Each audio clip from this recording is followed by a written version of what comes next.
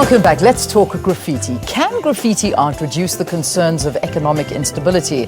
Well, Craigh Dershowitz certainly does think it can.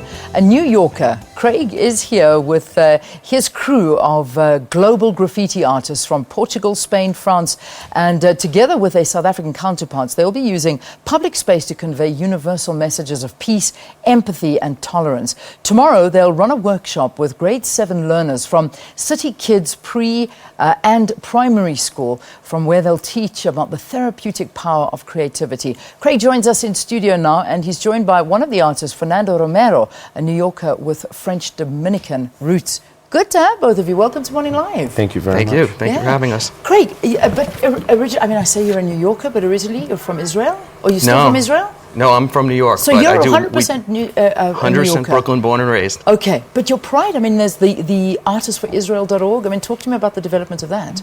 Sure, we beautify, protect, and heal communities that have been ravaged by war and conflict in Israel and around the world. So coming from Brooklyn, I came from a housing project there, a really socioeconomically disadvantaged area, and we saw what art had the ability to do. It absolutely, my friends and I escaped that community because of our artistic abilities and because it gave us a chance to see the rest of the world. Fantastic. So, I mean, art was your key to escape. Absolutely, and myself and a number of friends as well. Amazing. What about you? What's your story, Fernando? Born and raised New Yorker. You know, Craigh and I know each other for a number of years before Artists for Israel. So we always had that great connection. We both come from the same place. You know, I grew up in the projects as well in New York. And art was always my stress therapy. It's what, you know, gave me a voice. It's what got me out of, you know, the norm. And it just gave me hope of, you know, where my work could be someday. Yeah. And, you know, through what we do, we've been able to, you know, go to Israel a few times and, you know, around the world and do a lot of good. So the whole message behind what you do is in a nutshell, it's bringing a message of peace through graffiti. Yeah, is that, in a nutshell, what you're all about? It's about peace, it's about unity, it's about showing that we're all really one and unified. We tend to think of politics as black and white. People have very strong opinions about Israel, about South Africa, and around the world. And artists see things differently. They see all different shades of color. And so we like to bring that forth and show people that there's a lot of nuance to how we view the world. Yeah. I mean, how does it heal? When you talk about graffiti, I know that when you arrive in a country, I mean, when you look on the walls and you do see a lot of just normal average people going out and writing how they're feeling through graffiti. But in terms of healing, how does graffiti heal? It's a way to, you know, sort of distract you from the norm. You know, I personally love it. I arrived and I'm on the highway headed to the hotel and I'm just like, this is beautiful. There's a sense of community here. I feel at home when I see that.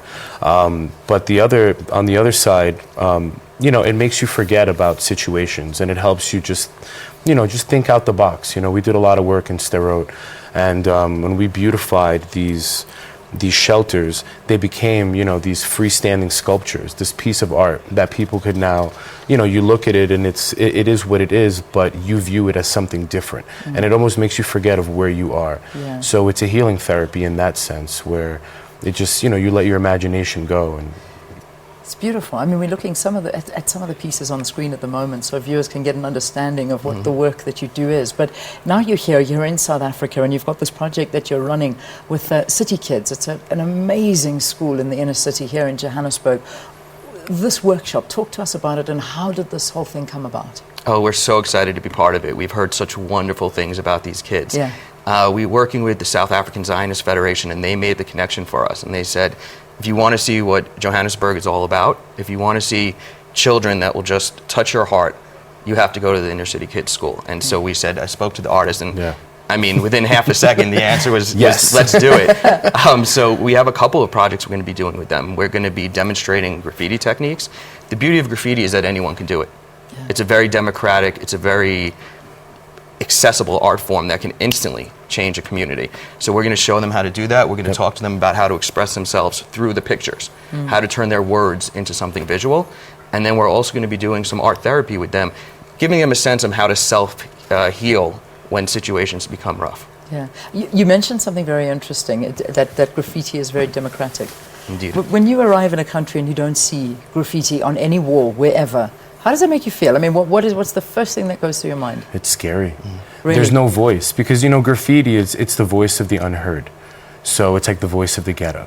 And when you see something, you know that there's a presence and a voice. When the absence of it is there, I get a little bit worried. It doesn't matter what it's said. It could be political, religious, or just 'cause. But if that's missing for me, I get a little bit worried. Yeah, that's interesting. I've never thought about it that way. Yeah, and it's like, you know, imagine you walking down the street and, you know, instead of seeing graffiti tags, it's, you know, signatures of great artists, Michelangelo, Picasso, Renoir. Everyone would look at graffiti differently. So graffiti is just essentially signatures. Yeah. I mean, if we have to just finally, as we wrap up, I mean, some of the greatest graffiti artists around the world, I mean, who are we looking at? Who is really putting their mark on graffiti? Ski. I mean, there's, we've got one sitting with us right now. Yeah, I mean, there's a lot of artists that do a lot of amazing work around the world, and you know, a lot of credit is due to them for laying the groundworks for others to be able to fill in them shoes. So, I mean, we just came back from a number of trips with so many names. Yeah. Bellin, Don Rimex, Murrow, Chemist, and of course the guys with us on this trip. Yeah. Paris, Dora One. Yep, You Are New York. You Are New York. Yeah. I mean, this is such a renaissance of graffiti and street art these days. We're in a terrific time period. Can we come out? Are you going to be doing a public showcasing of graffiti? Can people come and watch you at all in Joburg? I mean, are you only going to be in Joburg? We're going to be in Cape Town as well. In Cape Town as well. We're going to be on Witt's campus. Okay. We're going to be at the Inner City Kids School, which we'd love for people to come and be part of that. Great. And we'll even help others come paint, and we'll make it a big community event. Yeah. And we're going to be in Cliptown.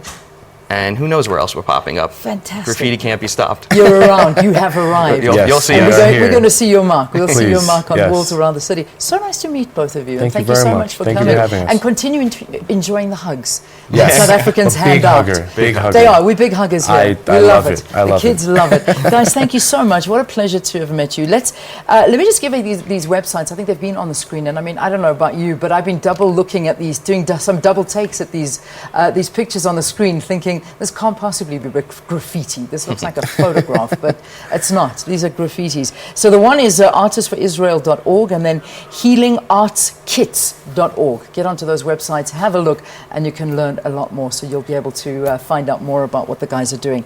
Again, let me just thank you for being here. Craigh Dershowitz, CEO, Artists for Israel, and Fernando Romero, graffiti artist, New Yorker with French Dominican roots. Thank you so much. We'll never forget those roots. I love it. We will not forget the roots. Indeed. All right, let's take a break here on the program.